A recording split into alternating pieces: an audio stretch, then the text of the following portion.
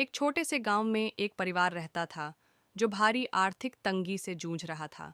पिता की हाल ही में नौकरी छूट गई थी और माँ 3 छोटे बच्चों की देखभाल करती थी। हालात मुश्किल थे, लेकिन उनका ईमान मजबूत था। वे हमेशा अल्लाह की रहमत पर भरोसा रखते और सच्चे दिल से दुआ करते। जैसे जैसे रमज़ान करीब आ रहा था, उनके दिल में फ़िक्र बढ़ रही थी।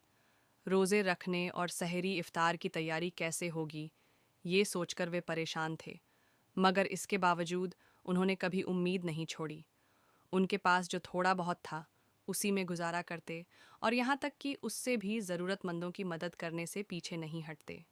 एक दिन जब खाने को बस कुछ सूखी रोटियां बची थीं, माँ ने बच्चों को प्यार से समझाया, बेटा, अल्लाह हमेशा मदद करता है।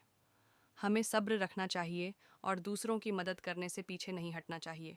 उन्होंने पैगंबर मोहम्मद की उस हदीस को याद किया, जो ज़मीन वालों पर रहमत करता है, उस पर आसमान वाला रहमत करता है।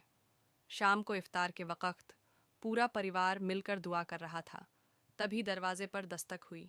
पिता ने दरवाज़ा खोला तो सामने एक बुजुर्ग शख्स खड़े थे, जिनके चेहरे पर एक सुकून भरी मुस्कान थी। उनके हाथ में खाने से भरी टोकरी थी। बुजुर्ग ने कहा, यह गांव के लोगों की तरफ से एक तोहफा है। अल्लाह आप सब पर रहमत करे।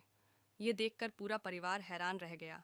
माँ की आंखों में आंसू आ गए और पिता ने उस बुजुर्ग को गले लगा लिया।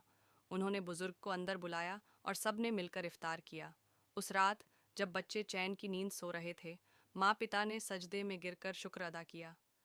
उन्हें महसूस हुआ कि अल्लाह की मदद हमेशा आती है, कभी इंसानों के जरिए तो कभी ऐसे रास्तों से जिनकी कोई उम्मीद भी नहीं करता।